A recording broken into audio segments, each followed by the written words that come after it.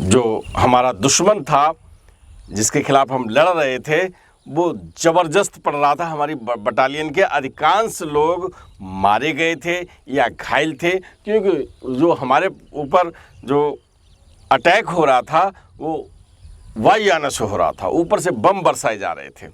महाराज जी अपने कच्छ से आवाज़ लगाते हैं, दादा। दादा तो हाजिर है ड्यूटी पर। दादा पहुंचते हैं। दादा जैसे ही पहुंचते हैं तो महाराज जी पूछते हैं, जगदेव कुछ कह रहा था, क्या व्यवस्था की उसकी? ठाकुर सूबेदार मेजर जगदेव सिंह पूछते हैं कि महाराज जी अब कब दर्शन होंगे? तो वो कहते हैं कि अरे रिटायरमेंट के बाद आना। जगदेव सिंह कहते हैं, महाराज जी 20 साल हैं अभी तो रिटायरमेंट में हमारे, 20 साल तक हम इंतज़ार करेंगे। कि हमारे महाराज जी ऐसे हैं कि वो मन की बात जान लेते हैं। सिख अफसर जो उनके साथ है उसके मन में ये आता है कि हमारे एक मित्र हैं गेंडा सिंह। गेंडा सिंह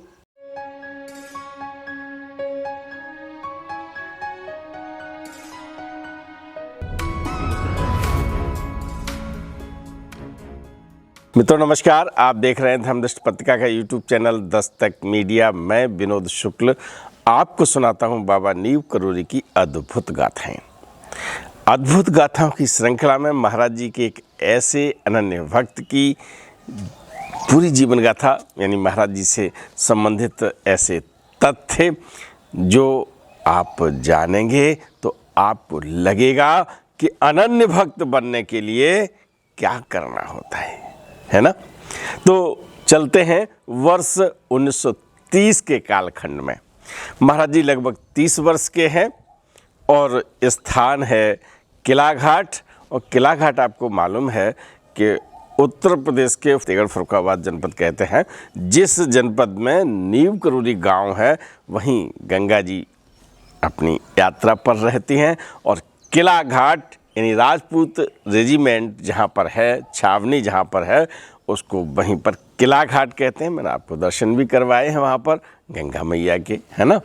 तो बिल्कुल जो गंगा तट पर किला घाट है, वहीं महाराज जी का आवास भी बना था, यानी वो रहे थे जाके जब वो नीव करोली धाम से चले थे।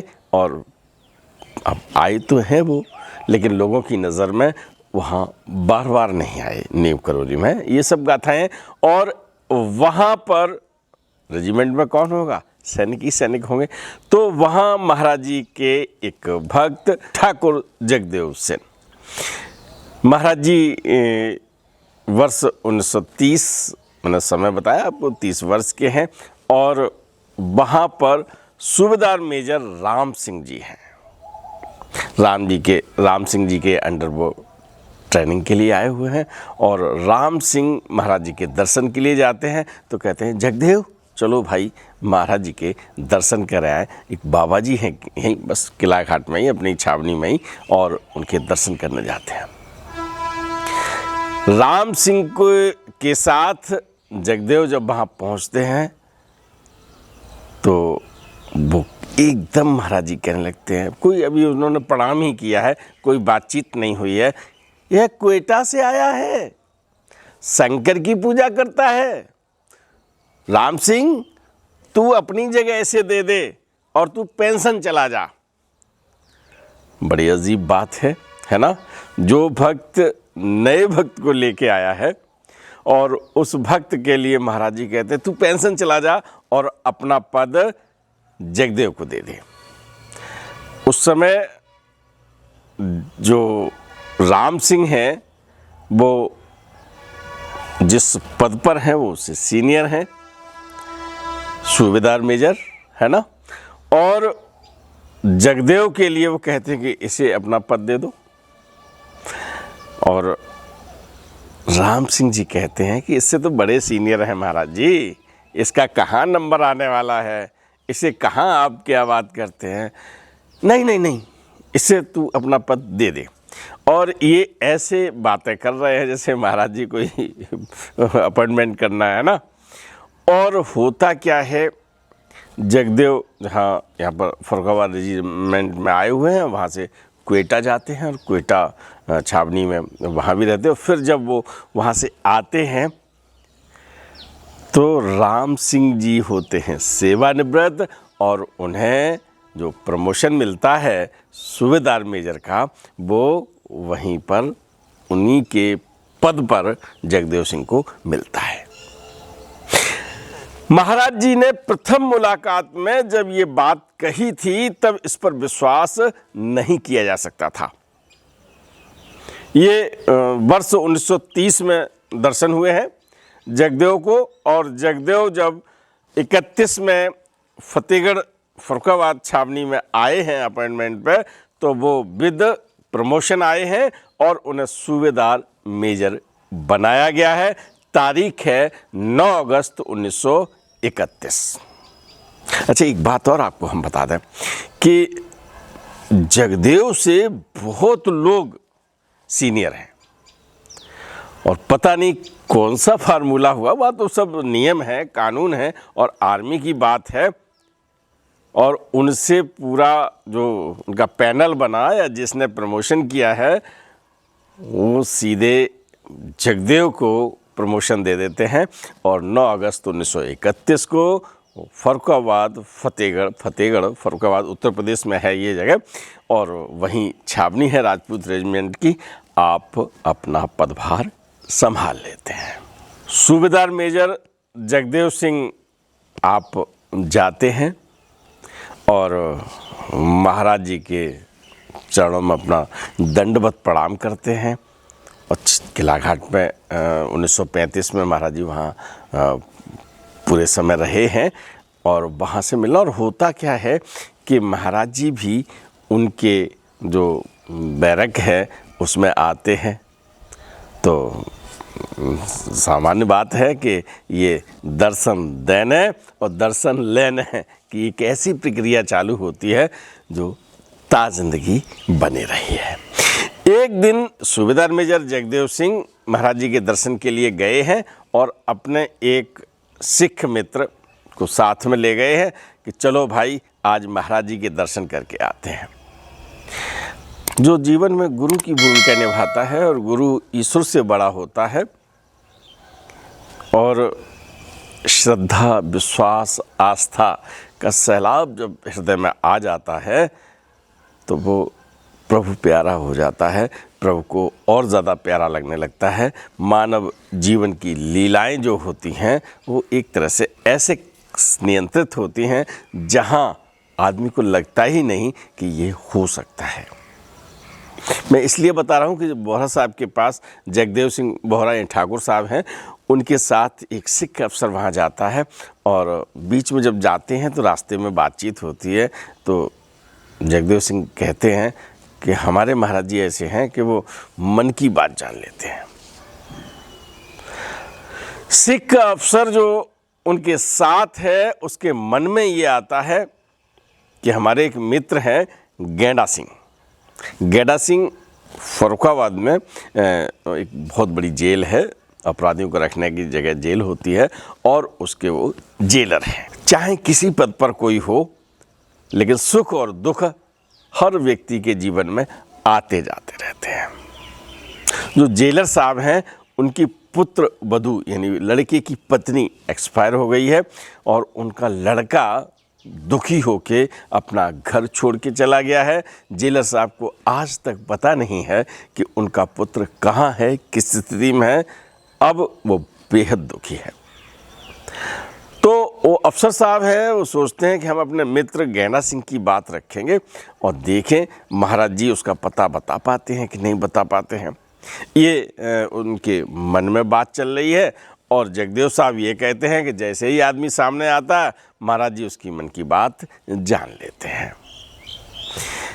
महाराज जी सामने हैं, दोनों लोग दंडवत प्रणाम करते हैं। प्रणाम करके जैसे ही उठते हैं वैसे ही महाराज जी कहते हैं, गेंडा सिंह के लड़के के बारे में पूछना चाहता है, कहाँ चला गया? परेशान है गेंडा सिंह? अरे उसका लड़का अमृतसर पर है, गुरुद्वारे में है, वो ग्रंथी बनना चाहता है। ग्रंथी से अपना जो वहाँ पर मुख्य ग्रंथी हैं उनसे अपना निवेदन कर रहा है कि हमको पूजा पाठ के लिए रख लीजिएगा यहाँ पर।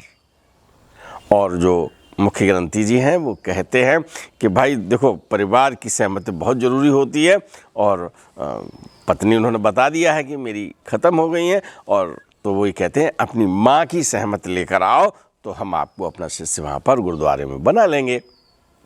महाराज जी ये बताते हैं कि वो इस समय अमृतसर गुरुद्वारे में है। सिख अफसर एकदम भौचक के रह जाते हैं कि अभी तो हमने कुछ पूछा ही नहीं, केवल प्रणाम किया है, और प्रणाम करते ही महाराज जी ने ये बताया कि तुम गैंडा सिंह के लड़के के बारे में पूछना चाहते हो, वो यहाँ पर अमृतसर में गुरुद्वारे में है, मुख्य ग्रंथी से प्रार्थना कर रहा है कि हमें भी पूजा पाठ के लिए यहाँ रख लिया जाए। ये बात जब जगदेव और उनके मित्र अफसर ने सुनी, महाराज जी के दर्शन के बाद जब वो घर पे आते हैं तो सबसे पहला वही काम करते हैं, जेलर साहब को सूचना देते हैं कि आपका बेटा इस समय अमृतसर में है, गुरुद्वारे में है। फिर गैंडा सिंह जी सूत्र एकदम दौड़ाते हैं, सोचते हैं कि कहीं लड़का हमारा चला न जाए, और कोई उनके मित्र हैं वहाँ अमृतसर में, उनको वहाँ गुरुद्वारे में भेजते हैं, और वो फतेहगढ़ फर्रुखाबाद से प्रस्थान कर देते हैं। गैंडा साहब पहुँच जाते हैं गुरुद्वारे में, और वहाँ उनका पुत्र मिलता है, उसे मनाकर अपने घर ले आते हैं। जगदेव सिंह कहते हैं कि जो हमारे अफसर हैं, सिख अफसर हैं, वो बहुत बहुत एकदम ये कहिएगा कि उन्हें ऐसा लगता है कि मानव रूप में ईश्वर मिल गए हैं, और बस वो अब दिन रात कोई बात होती है तो बाबा जी की ही बात करते हैं। गैंडा सिंह भी महाराज जी के अनन्य भक्तों में, भाई लड़का मिल गया उनका, तो वो भी भक्त बन गए हैं। इस समय जब ये सब चल रहा है, जगदेव सिंह फर्रुखाबाद में है, और इदा किदा जब भी समय मिलता है महाराज जी के दर्शन को जाते हैं। गैंडा सिंह भी जाते हैं, राम सिंह भी जाते हैं। तो जगदेव सिंह जब पिछले 2-3 बार आए हैं तो महाराज जी ने महसूस किया कि उनका शिष्य थोड़ा सा चिंता में है। जगदेव कैसा परेशान है, क्या बात है? अब मन की बात तो सब जानते हैं, लेकिन जब मानव शरीर रखा है तो महाराज जी ने पूरी मानव देह लीला का पूरा वैसे ही किया है जैसे एक सामान्य आदमी करता है। भगवान राम ने किया, कृष्ण ने किया, है ना। तो जगदेव कहते हैं कि महाराज जी सही में वैसे तो आपकी कृपा है, अच्छी सर्विस चल रही है, परिवार बिल्कुल सही है, लेकिन एक छोटी सी समस्या है। छोटा भाई शिवबोध सिंह है, वो आगरा सरोजनी नायडू, जिसको एसएन हॉस्पिटल, एसएन कॉलेज कहते हैं, वहाँ से वो अपना पढ़ाई लिखाई पूरी कर ली है, लेकिन उसको कहीं अभी नौकरी नहीं मिल पा रही है। वर्ष 1935 का समय है। शिवबोध सिंह के लिए वो चिंतित हैं, भाई छोटा भाई हो, बेटा हो, जब वो अनएम्प्लॉयड रहता है, रोजगारित नहीं हो पाता है, पढ़ जाता है, तो और चिंता हो जाती है कि अब क्या करें, इसका कैसे हो जाए। महाराज जी कहते बस इतनी सी बात, चल अर्जी लिख। किला घाट पे बैठे हैं, न कोई पेपर है, पेपर अर्जी मतलब जो अपना सब कुछ लिखना है, और न ही कोई कलम दवात, पहले चलती थी ना कलम दवात, लेकिन उनके पास एक पेन जेब में लगा हुआ है और छोटी सी डायरी है, पॉकेट डायरी। महाराज जी का आदेश हुआ, अब ने ये नहीं कहा कि साहब हम कागज़ ले आएँ और फिर लिखेंगे, उन्हें तुरंत उन्होंने अपनी डायरी निकाली और पेन निकाला और अर्जी लिख दी, यानी शिवबोध सिंह, डॉक्टर शिवबोध सिंह को नौकरी मिल जाए। इतनी पर्ची लिख के एक लाइन की और महाराज जी की तरफ बढ़ाई है। मुझे क्यों देता है, मैं क्या करूँगा इसका, चल गंगा मैया को दिया। ऐसे ही कमरा है और 2 कदम की दूरी पर गंगा मैया है। भाई सीढ़ियाँ जैसे चढ़ते हैं गंगा जी की, और गंगा जी जब थोड़े से अभी जैसे बरसात का जब मौसम होता है तो गंगा जी और ज़्यादा थोड़ी सी अपने विराट रूप में आ जाती हैं। तो वो रूप जब लेती हैं तो वो जल है महाराज जी के कमरे में भी चला जाता है। और कमरे में अभी हैं तो बस 4 सीढ़ियाँ उतरनी हैं और गंगा जी हैं। तो वो उठते हैं और वो पर्ची लेते हैं, अर्जी देते हैं और वो अर्जी गंगा मैया में समर्पित कर देते हैं। जब गंगा मैया में समर्पित कर दिया, ठीक है बस, और हालचाल जैसे बैठे हैं अपना जाए अपने घर चले गए। तीसरे दिन उन्हें खबर मिलती है कि डॉक्टर, यानी उनका जो छोटा भाई है डॉक्टर बन चुका है, शिवबोध सिंह के लिए एक एल्गिन मिल है कानपुर में, बहुत बड़ा मिल था। अब पता नहीं किस पोजीशन में है, लेकिन बड़ा नाम एल्गिन मिल। कानपुर से एक टेलीग्राम शिवबोध सिंह के पास आया है कि जल्दी से आ जाओ, यहाँ डॉक्टर की जगह खाली है।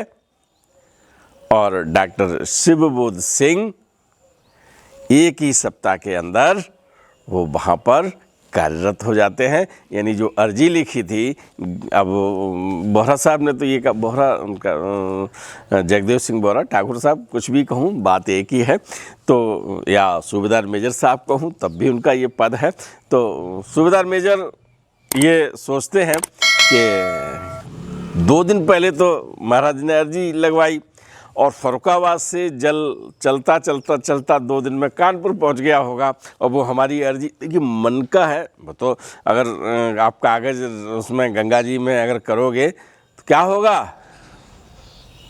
क्या होगा नहीं मालूम, अरे यार वो तो गल जाएगा, है ना। लेकिन वो अर्जी है, मन का विश्वास है। तो वो उन्होंने बताया, किन्हें बताया, प्रोफेसर सुधीर मुखर्जी को, दादा को, कि हमने जाना कि वो अर्जी हमने जो गंगा जी को समर्पित की है, वो अर्जी सफ़र करते करते 2 दिन में कानपुर पहुंच गई होगी। और कानपुर में उन्होंने अपना रूप दिखा दिया और एल्गिन मिल कानपुर में अपना छोटा भैया शिवबोध सिंह डॉक्टर बन गया। ज़िंदगी यूं ही चलती रही और जब जब उन्हें लगा कि महाराज जी कि हमें आवश्यकता है, और ज़िंदगी में उतार चढ़ाव आते रहते हैं, सुख दुख आता रहता है, और जो सुख में याद करता है उसे दुख में भी भगवान कृपा करते हैं। और वो ये कहते हैं कि अगर आप सुख में याद रखेंगे कि दुख होगा ही नहीं, लेकिन कभी उतार चढ़ाव आते हैं तो जगदेव सिंह महाराज जी को ही सब समर्पित करते हैं। इस तरह से जीवन चलता रहा, सर्विस चल रही है। महाराज जी का आध्यात्मिक जीवन है वो भी आगे बढ़ रहा है। महाराज जी को आपको पता है कि वर्ष 1935 में नीव करूरी गांव में यज्ञ पश्चात उन्होंने वो स्थान, मैं तो ये कहूँगा, लोग कहते हैं कि छोड़ दिया था, लेकिन मैं ये कहूँगा उन्होंने अपनी यात्रा आगे बढ़ा दी थी। वो वहाँ से गए हैं तो किला घाट पर रहे हैं, और किला घाट फर्रुखाबाद रेजिमेंट में ही उनकी पोस्टिंग थी, सूबेदार मेजर जगदेव सिंह की। और वो बहुत ऐसा अवसर मिला उन्हें कि वो उनसे लगातार दर्शन करते रहे। जब महाराज जी वहाँ से चले हैं तब जगदेव साहब पूछ लेते हैं कि आप कब दर्शन होंगे, है ना। पूर्णानंद तिवारी ने पूछा था कब दर्शन होंगे, तब उन्होंने कहा था सन 1942 में जब दर्शन हुए थे कि 20 साल बाद, और 1962 में जब गए वहाँ पर कैंची में तो 20 साल बाद हुए थे। ऐसे ही ठाकुर सूबेदार मेजर जगदेव सिंह पूछते हैं कि महाराज जी अब कब दर्शन होंगे, तो वो कहते हैं कि अरे रिटायरमेंट के बाद आना।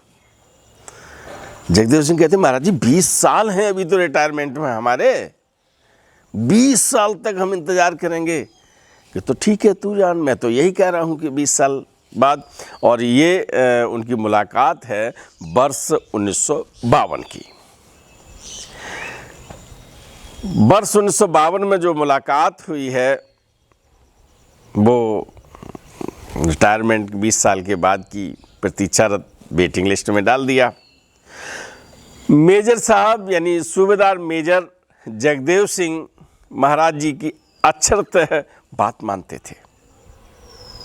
दादा ने लिखा है कि जब वो, मैं आगे बताऊंगा 1972 में संध्या काल है, और संध्या काल में महाराज जी कैची धाम में होते हैं या वृंदावन धाम में होते हैं, जिस आश्रम में होते हैं तो आम दर्शन बंद हो जाते हैं, शाम को भक्तों का आना बंद हो जाता है। तब महाराज जी अपने बैठते हैं, है ना। तख्त पे, चारपाई पे है ना। कई जगह अभी तक मैंने हमेशा आपसे कहा कि तख्त पे विराजमान है। मुझे अभी एक ऐसी पुस्तक मिली है, और मैंने तो कई बार पढ़ी है, लेकिन कभी कभी किसी बात पर ऐसे ध्यान जाता है। सुधीर दादा ने लिखा है कि चारपाई पर विराजमान है। सुधीर दादा ने बड़े मनोयोग से जिया है, भक्त नहीं है, महाराज जी को अपने में समाहित किया है। एक एक बात लिखी है उन्होंने। कमला दीदी का आपने विशेषांक देखा था धर्मदृष्टि का, जिसमें उन्होंने तारीख सहित सब कुछ बताया था, है ना। जो पूरा विशेषांक उन्हीं को समर्पित करते हुए धर्मदृष्टि का निकला है। तो इसी तरह से प्रोफेसर सुधीर मुखर्जी ने लिखा है कि जुलाई 1972 का समय है, और जुलाई में बरसात होती है, बहुत सुहावना मौसम है, संध्या काल हो गया है। आम दर्शन जो भक्त हैं वो नहीं, भाई शाम को चले जाते हैं, और उस समय जो आश्रम में बचे हुए होते हैं या रहते हुए होते हैं, या जो कर्मचारी कह लें, सेवक कह लें, या कर्ता धर्ता कह लें, वो सब महाराज जी के पास बैठते हैं। और एक ऐसा सुयोग अवसर आता है 24 घंटे में कि शाम को महाराज जी फिर फुर्सत होकर बैठते हैं और उनसे ही बातें करते हैं। और बातों में क्या होता है, वो व्यक्ति बहुत बड़ा है, बहुत बड़े पद पे है, लेकिन जब महाराज जी बहुत विनोद स्वभाव में होते हैं, एकदम मस्ती भरे माहौल में होते हैं, तो फिर उसकी भी, जैसे हम ये कह रहे हैं कि उसकी नकल कह के भी बुलाते हैं और बातें करते हैं। और शाम को बहुत अच्छा मूड एक होता है महाराज जी का, केवल बातचीत करने का, अनुभव सुनने का, अनुभव कहने का। पूरे दिन तो सुनते हैं, है ना, समस्याएं सॉल्व करते हैं, लेकिन वो एक ऐसा समय है जहां महाराज जी अपने मन की बात करते हैं। तो जुलाई का महीना है, वर्ष है 1972, संध्या का समय है, बातचीत हो रही है, और उस समय महाराज जी देखते हैं कि एक बहुत बुजुर्ग व्यक्ति जो हाथ में एक लाठी पकड़े हुए है, 3 और सज्जन के साथ हैं, और उम्र का जो दायरा है उससे ये आइडिया लगाया जा सकता है कि इसके बेटे और पौत्र होंगे। इनमें 2 व्यक्ति सादे हुए हैं, एक सामान पकड़े हुए हैं थोड़ा बहुत, और वो लाठी रखे आदमी आगे चला जाता है, पास में आता जा रहा है। महाराज जी देखते हैं, बोलते हैं, दादा लेके आओ। और सुधीर दादा के लिए था आदेश की ज़रूरत, बस कहने की है। दादा उस तरफ बढ़ते हैं, उधर से वो बुज़ुर्ग व्यक्ति आगे बढ़ता है, और जैसे सुधीर दादा पास में उसको सहारा देने की कोशिश करते हैं, वैसे ही वो कहता, अब उसे किसी सहारे की ज़रूरत नहीं है, हम तो वहाँ आ गए जहाँ सबको सहारा मिलता है। और वो दादा को चलते चलते दादा को इस तरह से एक तरफ कर देता है, अपने पौत्र पुत्र को भी अलग कर देता है, और वह जैसे ही नज़दीक आता है और दंडवत प्रणाम करता है। और जब दंडवत प्रणाम किया है, महाराज जी कहते हैं, जगदेव कैसा है, कहाँ से आ रहा है। जगदेव की आंखों में आंसू है इस समय, और बोल नहीं पाते, गला भर गया है। बहुत लंबा इंतजार किया था उन्होंने, क्योंकि 20 वर्ष की एक समय अवधि बताई थी महाराज जी ने कि इसके बाद तो माना, है ना। और इसके बाद आए हैं जब शरीर एक सैनिक के रूप में थे, है ना। बहुत लड़ाइयाँ लड़ी उन्होंने अपने सर्विस काल में, और आज एक समय होता है कि शरीर, भाई जिस तरह से बचपन आता है, फिर वो क्रमिक बढ़ता है, उसी से क्रमिक घटता है, और फिर पंचतत्व से बना शरीर पंचतत्व में मिल जाता है। तैयारी है, मेजर सूबेदार मेजर वृद्ध हो गए हैं, और महाराज जी अपनी बात कह रहे हैं, और उनका कंठ अवरुद्ध हो गया है और वो बोल नहीं पा रहे हैं। महाराज जी कहते हैं, चलो प्रसाद लो तुम लोग। उन्हें थोड़ा सा वहाँ बैठने का अवसर दिया है। जो बैठक चल रही थी, वो जो सामान्य बातें चल रही थी, उसके बीच भाई अब सेवानिवृत्त सूबेदार मेजर उनके नज़दीक बैठे हैं। महाराज जी भी एकटक देखते हैं और फिर थोड़ा सा सहज होते हैं और फिर वही बातें होती हैं कि घर में क्या हो रहा है, कैसे हुआ, कहाँ पर क्या है ना, बाल बच्चे ठीक हैं, कितने नाती हैं, क्या क्या कर लिया, ये बहुत सारी बातें। और सूबेदार मेजर उनके जीवन में पूरा जीवन काल के जो मुख्य दृश्य हैं, वो शरीर है, दिमाग काम कर रहा है और पूरा दृश्य घूम जाता है और वो इतने प्रफुल्लित हैं कि मुँह से बातें करते हैं, आंखों से आंसू आ रहे हैं। महाराज जी कहते हैं चलो भोजन प्रसाद लो। उनको भोजन प्रसाद, भाई वहीं भोजनालय है, मुझे भी वहाँ बैठकर भोजन प्रसाद ग्रहण करने का अवसर मिला है। वो भोजन प्रसाद लेते हैं। महाराज जी से जगदेव जी कह चुके हैं कि हम साहब रुकेंगे, ठहरेंगे, शाम को आए हैं। और फिर महाराज जी आदेश कर देते हैं दादा को इनके ठहरने की व्यवस्था की जाए। और बैठक जो सामान्य हो रही थी रोज की, वो स्थगित हो जाती है। महाराज जी अपने कक्ष में आ जाते हैं, है ना, और सब लोग अपने अपने कमरों में चले जाते हैं। महाराज जी अपने कक्ष से आवाज़ लगाते हैं, दादा। दादा तो हाजिर है ड्यूटी पर। दादा पहुंचते हैं। दादा जैसे ही पहुंचते हैं तो महाराज जी पूछते हैं, जगदेव कुछ कह रहा था, क्या व्यवस्था की उसकी? तो कहते बाबा जी हमने कमरा दे दिया है उनको, बड़ा वाला कमरा जिसमें 4 बिस्तर आराम से हैं, बिस्तर दे दिए हैं। और एक बात और है, मेजर साहब ने कहा है कि हम आज तो भोजनालय में भोजन कर लिया है, हम कल से भोजन खुद बनाएंगे। तो तू व्यवस्था क्या की? तो दादा ने कहा हमने बर्तन दे दिए हैं, खाद्य सामग्री सब उनके कमरे में पहुंचा दी है। इतना सब कर दिया कि हाँ ये सब कर दिया। कुछ कह रहा था जगदेव? हाँ, महाराज जी से सब बात दादा बताते हैं कि हमारी ऐसे प्रथम मुलाकात हुई थी, ऐसे हम वहाँ पर थे। एक बार जब हम युद्ध क्षेत्र में थे तब एक बार ऐसा हुआ कि मतलब ये सब बातें वो बता रहे थे। इसी बीच आपकी आवाज़ आ गई, मैं आपके पास आ गया। महाराज जी कहते हैं बहुत ईमानदार है, धर्मनिष्ठ है, निष्ठावान है, कठिन परिश्रमी है, और जो कह दो समझ लो पत्थर की लकीर हो गई। इससे कहा था तुम रिटायर हो जाए, 20 साल के बाद आना मेरे पास, और इसने 20 साल तक इंतज़ार किया। अभी तुम लोगों से किसी से कह दो तो बाबा से, अरे ऐसी बातें करते रहते हैं, हम क्यों दर्शन करने नहीं आएंगे, सबको दर्शन मिल रहे हैं। और इसने इंतज़ार किया, 20 साल के बाद आया है। और ये सब बातें कहते हुए महाराज जी कहते हैं, दादा जो तकिया तुमने दिया है ना इस बुजुर्ग आदमी को, वो बहुत कठोर दे दिया। देखिए बातें करते जा रहे हैं। महाराज जी कमरे में नहीं गए हैं, न उन्होंने देखा है, लेकिन जो बिस्तर दिए गए हैं जगदेव को, वो जगदेव जो तकिया लगाए हैं वो एकदम टाइट है, कठोर है। और महाराज जी बातें बातें करते मेरे से कह रहे दादा से, भाई ठीक नहीं है, बुजुर्ग आदमी है, दर्द हो जाएगा, ऐसा कर।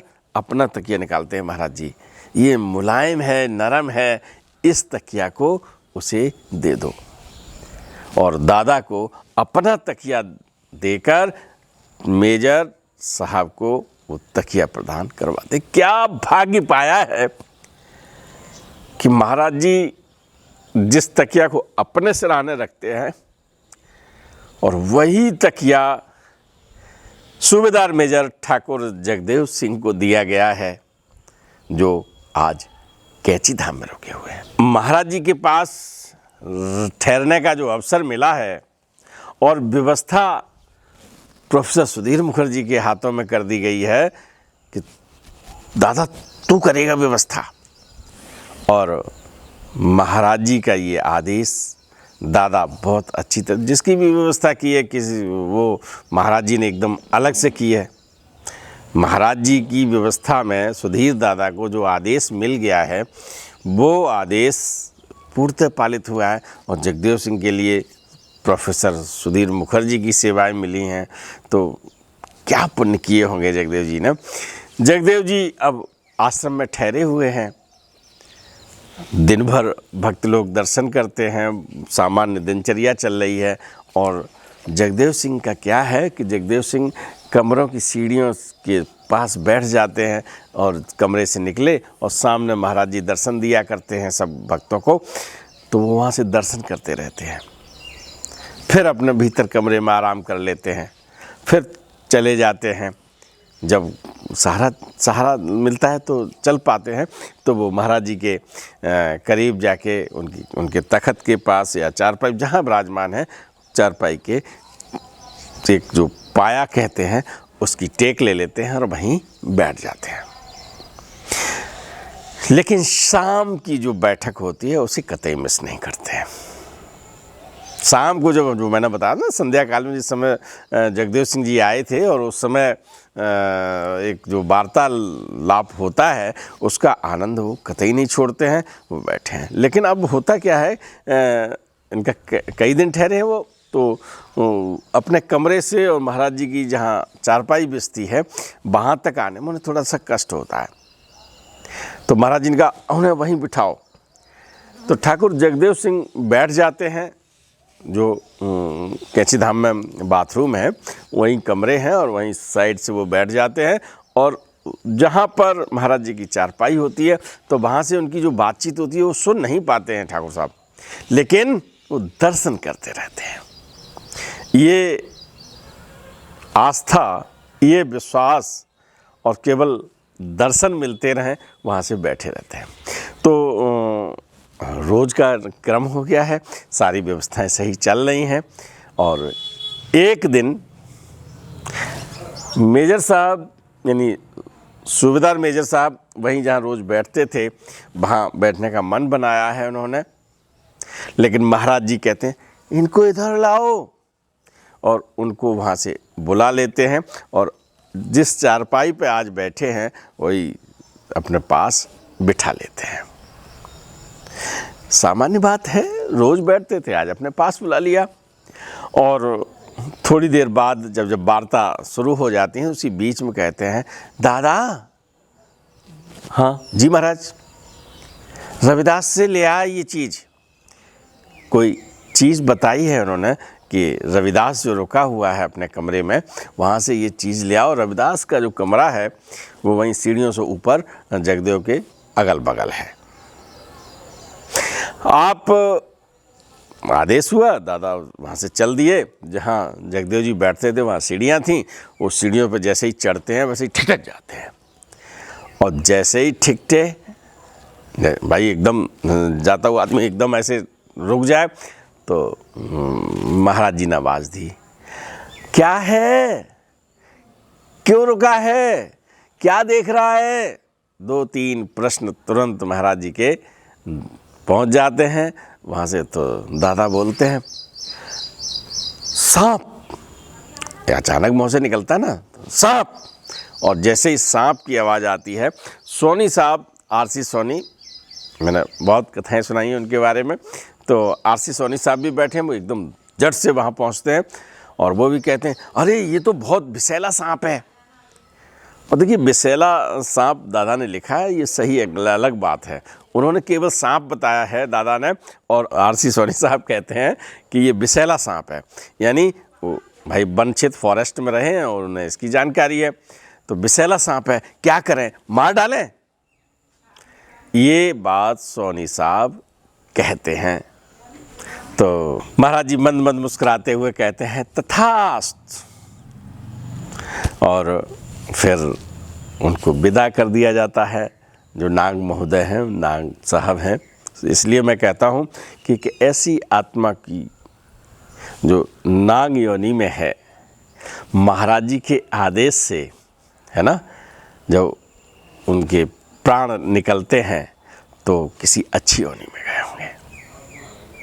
मित्रों, जब ये घटना हुई है, फिर दादा से जगदेव साहब कहते हैं कि जो महाराज जी की लीला है, ये लीला भी मेरे लिए ही हुई है।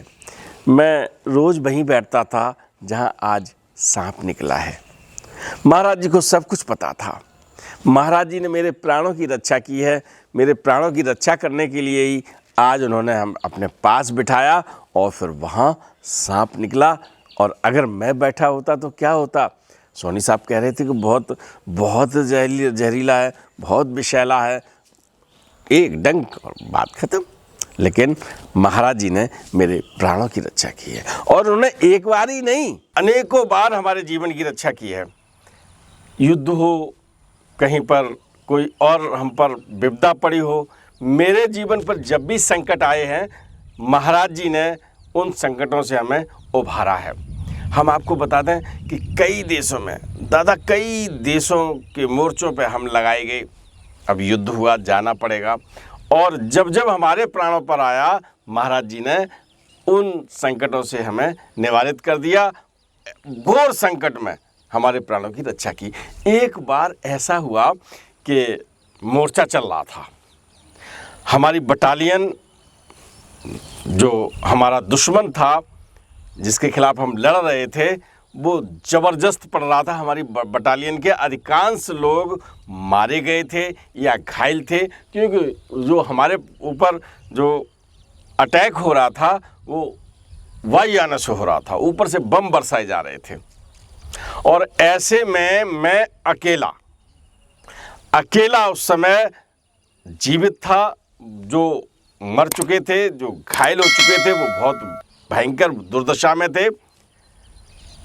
मैंने भी ये जाना कि आज हम नहीं बचेंगे। हुआ क्या कि अचानक जब मैं ऐसे दृष्टि करता हूँ तो मुझे महाराज जी के दर्शन होते हैं और महाराज जी ऊपर से ही ऐसा हाथ कर देते हैं और आप यकीन करिए कि आज मैं यहाँ आपके सामने हूँ और हमारे प्राणों की रक्षा हो जाती है। जगदेव साहब कहते हैं कि आज जानबूझकर महाराज जी ने मुझे यहाँ से इधर बिठा दिया है, तो सांप से बचाने के लिए बिठाया है। बड़ी भावुकता से जब वो कई चीज़ें बताते हैं और एक चीज़ और बताते हैं कि हमने महाराज जी चाहे सपने में देखे हों, चाहे साक्षात दर्शन कर रहे हों, लेकिन जो कह दिया है उसको हमने अच्छे पालन किया है। एक और याद आती है उन्हें, उस समय मैकन्ना साहब के, मैकन्ना आपको पता है ना, महाराज जी का धुर विरोधी था, फिर अनन्य भक्तों में शामिल हो गया। तो अब बात आती है तो चर्चा होती है। जगदेव जी कहते हैं कि उस समय हमारी पोस्टिंग नहीं हुई थी, लेकिन हमको ये सुनने को मिला, उसमें हमारे जो कर्नल थे वो मैकन्ना साहब थे। और मैकन्ना साहब की आदत कैसी थी कि साधु संत को देखते ही आग बबूला हो जाते थे।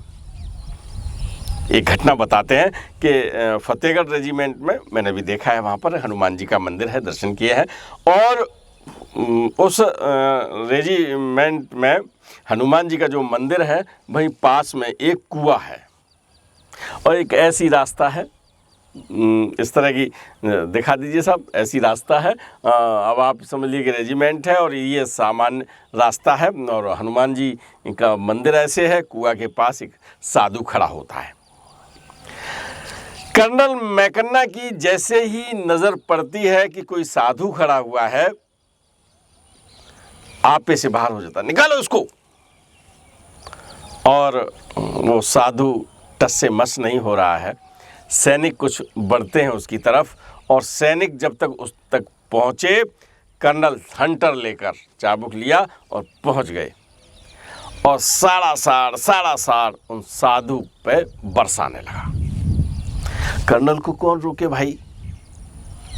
लेकिन जो सड़क है वो राजपूत रेजिमेंट से आती हुई पालिका फर्रुखाबाद की जो स्थानीय प्रशासन है उसकी सड़क है, उस पर खड़े हुए हैं। उस पर वैसे कर्नल का कोई हक भी नहीं था, लेकिन कर्नल है, अधिकारी है, और अधिकारी ने जब चाबुक 2-4 से पड़ गए तो जो साधु है वो हंसता है। तुम क्या ये समझते हो कि मुझे मार रहे हो? ये चाबुक तेरे बीमार पड़े इंग्लैंड, अंग्रेजों का जमाना है ना, इंग्लैंड में तेरा बेटा बीमार है, उसके पीठ पर पड़ रहे हैं ये। और जैसे ही ये बात उन साधु महात्मा ने की, कर्नल मैकन्ना एकदम अलग हो जाता है।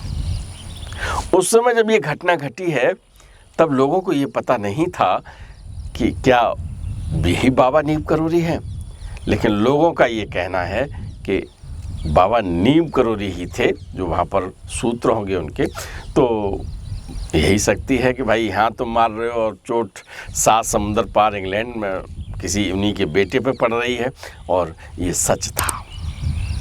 तो मैकन्ना साहब की ये याद करते हैं, और मैकन्ना की बड़ी कहानी है, मैंने आपको सुनाई भी है। कभी एक बार मैकन्ना साहब की फुल स्टोरी में सारी बात बताऊंगा एक बार से। तो जो धुर विरोधी था उस व्यक्ति के लिए, उस अधिकारी के लिए, जो बहुत बड़ा अधिकारी जो आशीर्वाद दिया था, तो महाराज जी ने जनरल बनने का आशीर्वाद दिया था और वो जनरल बने थे। जबकि सूबेदार मेजर जगदेव सिंह का भी नंबर नहीं था कहीं बनने का, तो वे सूबेदार मेजर के पद पर पहुंचे, और कर्नल मैकन्ना के लिए भी कोई जगह नहीं थी ऐसी कि वो जनरल बनेंगे, और वो उस समय जनरल बने थे। तो कई कहानी मैकन्ना साहब की है। एक दिन और एक ऐसी बात हुई, किला घाट पे महाराज जी विराजमान थे और उनका मूड बना, तो पता ही नहीं था कि कब आएंगे कब जाएंगे। वो आए और बैरक में जगदेव सिंह के पास पहुंच गए। तो जैसे ही जगदेव साहब के पास पहुंचे हैं तो कुछ अधिकारी और कर्मचारी भी ऐसे होते हैं जो कहते हैं, अरे वो मैकन्ना के पास पहुंचे, बोले साहब देखो बाबा लोग वहाँ बैरक में घूम रहे हैं।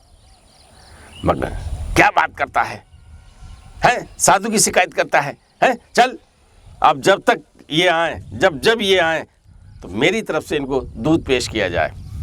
और उसने दूध भिजवा दिया महाराज जी के लिए।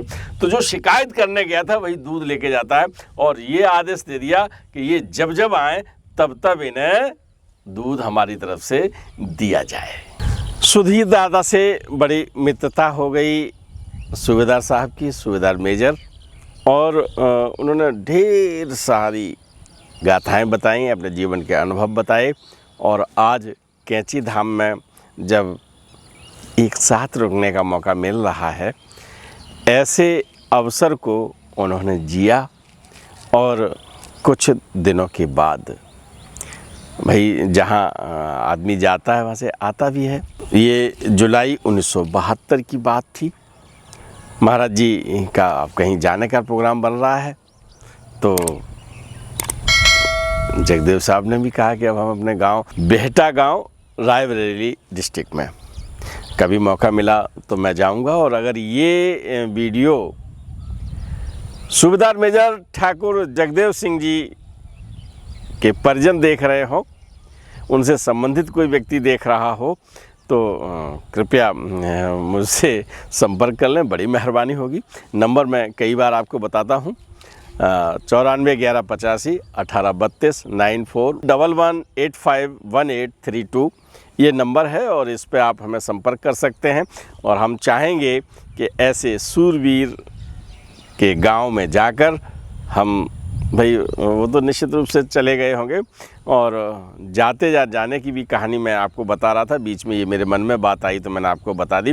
तो वो जब वो वहाँ से कैंची धाम से चले हैं तो महाराज जी से एक बात कही,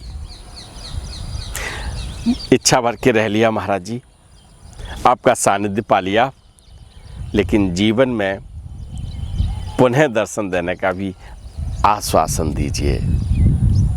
महाराज जी अनन्य भक्ति के दिल की बात जानते हैं, और उन्होंने कह दिया मिलेंगे। और ये आश्वासन पाकर सूबेदार मेजर ठाकुर जगदेव सिंह बोहरा जी बेहटा गांव चले गए। दादा लिखते हैं कि निश्चित रूप से महाराज जी ने उन्हें दर्शन दिए होंगे, क्योंकि ये जो मुलाकात है जुलाई 1972 की है। महाराज जी 11 सितंबर 1973 को गए हैं। या तो इसी अवधि में वो जाकर साक्षात मानव देह में दर्शन दे आए होंगे, या फिर किसी और रूप में सूबेदार साहब को अपने दर्शन दिए होंगे, क्योंकि महाराज जी ने तो कहा था कि बहुत निष्ठावान है, बहुत ईमानदार है, बहुत कठिन परिश्रम करने वाला है और ऐसा भक्त है जो आदेश की अक्षरत बिल्कुल जो कह दिया वही मानता है ना। ये दादा को महाराज जी ने बताया था।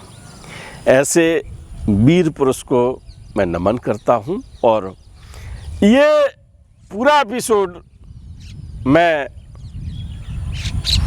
वैसे तो आर्मी पूरे देश की है और विशेष तौर से मैं फर्रुखाबाद रेजिमेंट जो है जहाँ ये ज़्यादातर इन गाथाओं की रचना हुई है, उस रेजिमेंट को समर्पित करते हुए आज आपसे लेता हूँ विदा। राम राम।